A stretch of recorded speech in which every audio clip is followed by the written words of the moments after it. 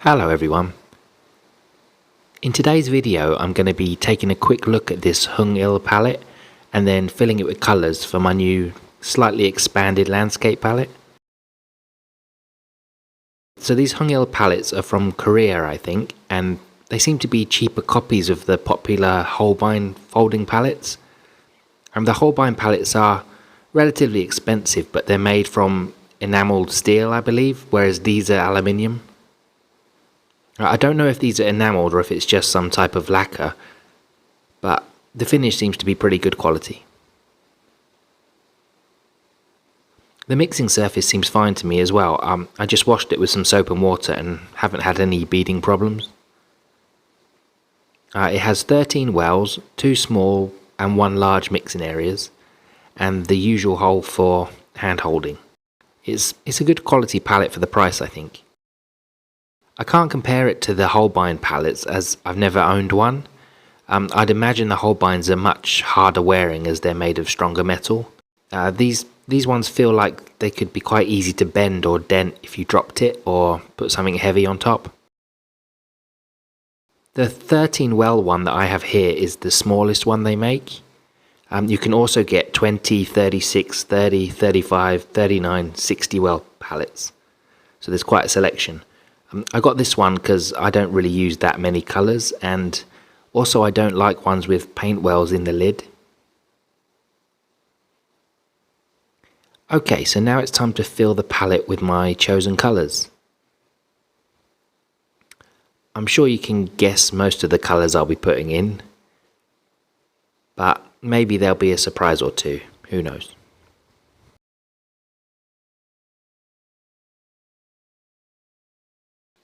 So first up is Rembrandt Cadmium Yellow PY35.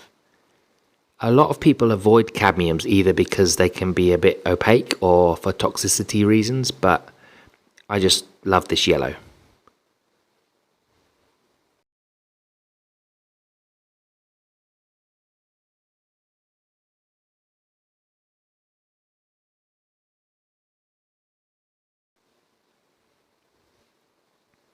And the next colour is Holbein Quinacridone Gold, PO48 and PY150.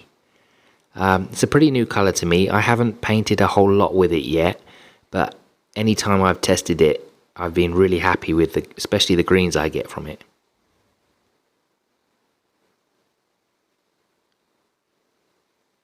Next is Cadmium Red Light, PR108 and PO20. I'm not really a fan of warm reds, but I have a large tube of this paint, so I want to use it all up. And it'd be interesting to learn what I can do with it.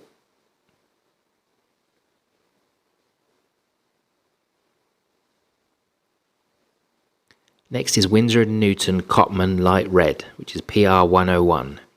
I usually use the Rembrandt Light Oxide Red, but it seems to be discontinued, so I'm looking for a replacement. I know Cotman is a student grade paint, but some of their colours are pretty good, and I've no problem using some of them alongside the artist grade paints. And next is Rembrandt Carmine PR264 and PV19. This will be the cool red in my palette. This is an old tube that I want to use up. Rembrandt's changed the formula now, so now it's a single pigment, PV19. I don't usually use a cool red like this, so it'd be interesting to experiment with it. And next up is Rembrandt Ultramarine Deep. I had stopped using Ultramarine in my palette, mostly out of boredom with the colour, but I do realise how useful it is for mixing, so I'm going to start using it again. Plus I want to use up what's left in the tube.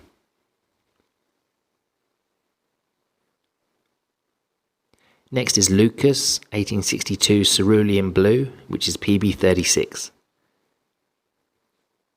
I've never liked cerulean blues, but I've only ever used the PB35 pigment. This PB36 is actually quite nice, I think.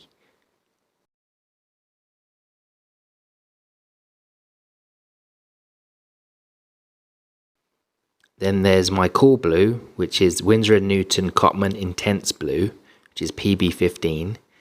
Like the light red, it's a student grade paint, but it's a good intense phthalo blue, so I've no problem using it here.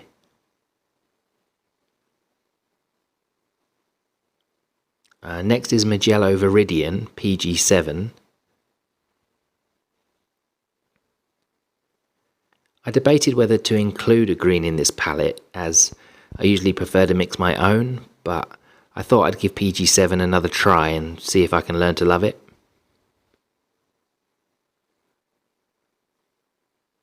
Next is Winsor & Newton Cotman Yellow Ochre, which is PY42.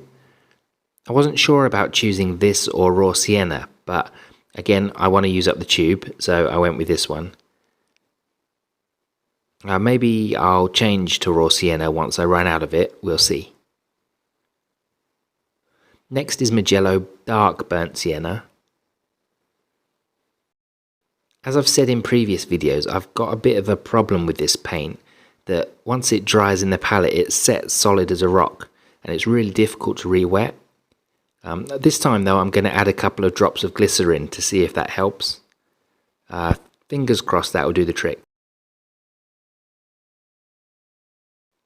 Next is Winsor & Newton Cotman Burnt Umber, PBR7 and PY42. Another Cotman earth colour that I like.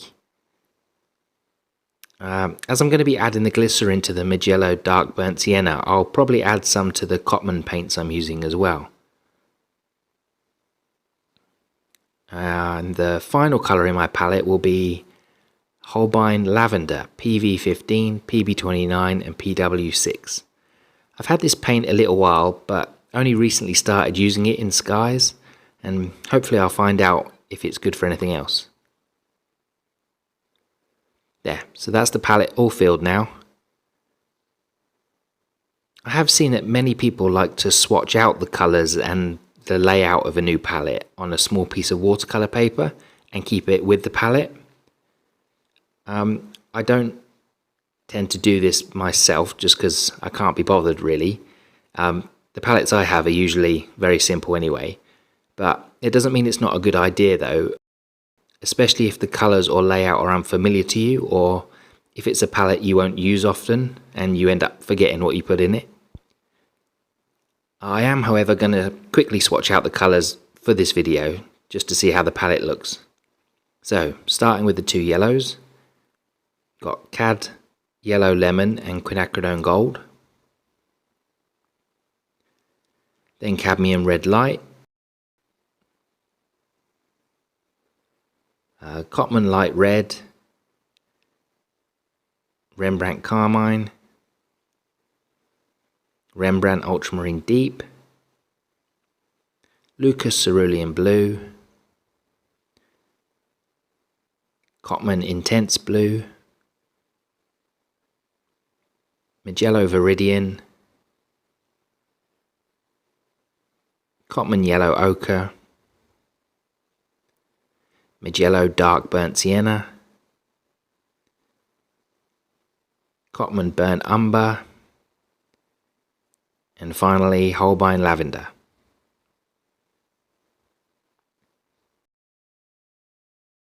Now I'm going to try a quick sketch with this palette and see how it looks.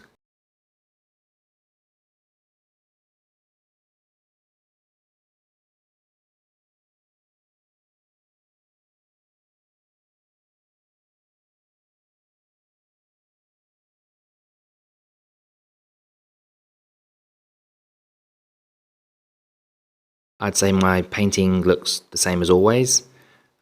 We'll see if the new colours make any difference in the future. So what do you think of my new colour choices for this palette? Anything you think I should change? I was torn between the Carmine and a Quinacridone Rose, but I ended up going for the Carmine as I want to use it up. I also was not sure if I should add a dark instead of the lavender, a Payne's Grey or neutral tint or something. But I think I have a few good options for mixing a dark already on the palette, so I don't think I'd need one. What would be in your ideal 12-13 colour palette? I know colour choices are pretty much a personal thing and there's no real right or wrong, but it's always interesting to hear what other people would choose. So now I'm eager to get painting with this palette and see what it can do. So thank you all for watching, and I'll catch you in the next video. Bye bye.